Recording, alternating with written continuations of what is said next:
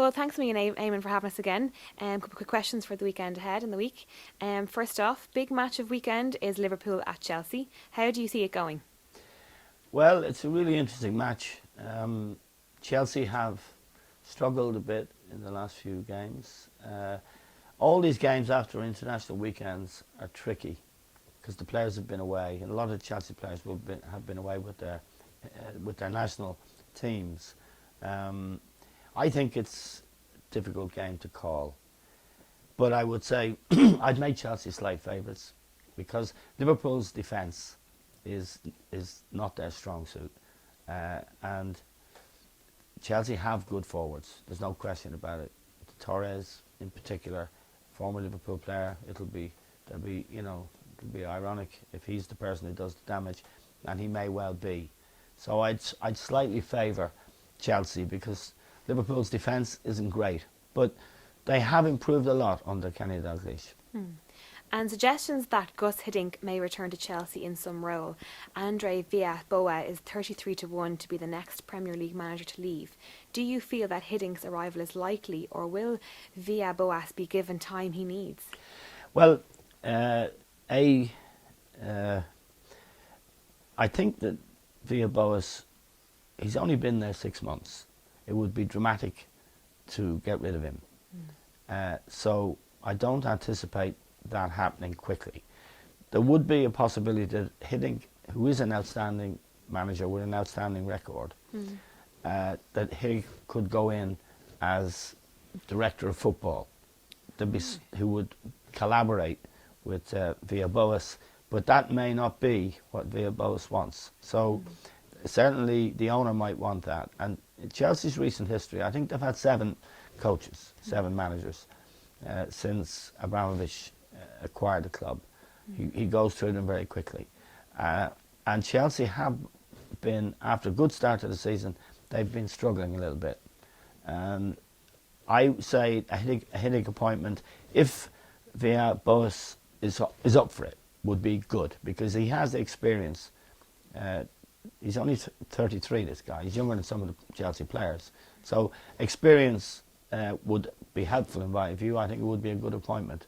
But it has obvious problems if they didn't see eye to eye on important policy matters.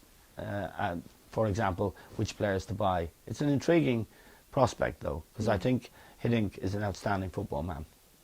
And then Liverpool are 28 to 1 to score 4 or more goals against Chelsea. Luis Suarez scored 4 for Uruguay last weekend.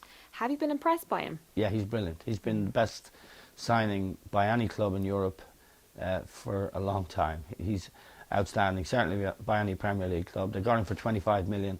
He'd be worth, I suspect, double that now. And he was a very good signing. But Carroll, who Kenny Dalglish also signed for 35 million from Newcastle, has not proven to be a success. So if you look at those 2 players who are playing alongside each other, you can see how you can be inspired in your transfer market dealings, but also uninspired. At the moment, Carroll has an awful lot to prove, but Suarez is an amazing player. And then elsewhere, Newcastle travel to Man City, both unbeaten. Have Newcastle any chance at 8 to 1 to claim a win? I wouldn't fancy Newcastle to win. I wouldn't recommend anyone back them at 8 to 1. I think City would beat them. They have done really well. They're third in the Premier League, Newcastle. But I think Manchester City will have too many good attacking players. I can't see City losing that match, and I would expect them to win it. And then Man United travel to Swansea City. Swansea quite good at home and are 16 to 5 to draw and 13 to 2 to win this weekend. Can they hold or beat Man United? Well, in their last league game, they went to Anfield and drew 0-0 with Liverpool, which was an outstanding result. And they do play extremely good football. Their coach, Brendan Rodgers, who's an Irish guy, has them playing really attractive football. I think Manchester United, if Rooney's fit and raring to go, and he should be because he didn't have to play for England this week, I would expect Manchester United to win that match. And then in form, Arsenal are away at Norwich City. Robin van Persie's goals have been key in their return to form, and he is 7 to 2 now to open the scoring against the Canaries. Have you been impressed with the Gunners' return to form? Well, certainly Van Persie has really stepped up to the plate since Fabregas left. Van Persie was made club captain, and of course they didn't just lose Fabregas, they lost Nasri as well. Wilshere is injured, so there are huge gaps in the Arsenal team, and the leadership role was vital, and Van Persie stepped up big time, scored a lot of important goals for them, and is on form and fit, which isn't always the case. He suffered a lot with injuries in his career. Van Persie is a very potent player, and I would expect he's the one that Norwich will fear the most. They made a good start, Norwich, to the Premier League, in the Premier League, and this will be a real tough test for Arsenal, who've done well, but they haven't really played the top teams. But they, well, except Chelsea, who they beat five. They put 5 past the Stamford Bridge. But I would expect Arsenal to win that match. But it'll be a good, entertaining football match because Norwich play good football as well. And then once again, what would be your 3 biggest bankers for the weekend and a week ahead? I think this week we should go for 3 draws. Christmas is coming. It'll pay 30 to 1. The first one I want to pick is Wigan are playing at home to Blackburn, and I think that will be a draw. The second one is Sunderland and Fulham. Sunderland, I think, are struggling badly.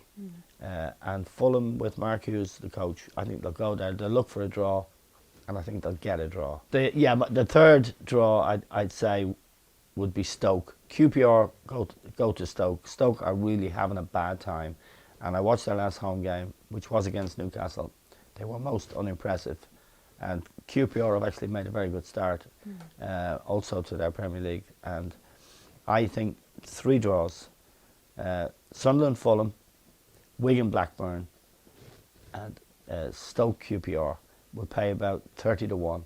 So for a small stake, you can make a lot of money, and you can start preparing for Christmas. Great. Well, thanks a million again, and we'll see you next week. My pleasure.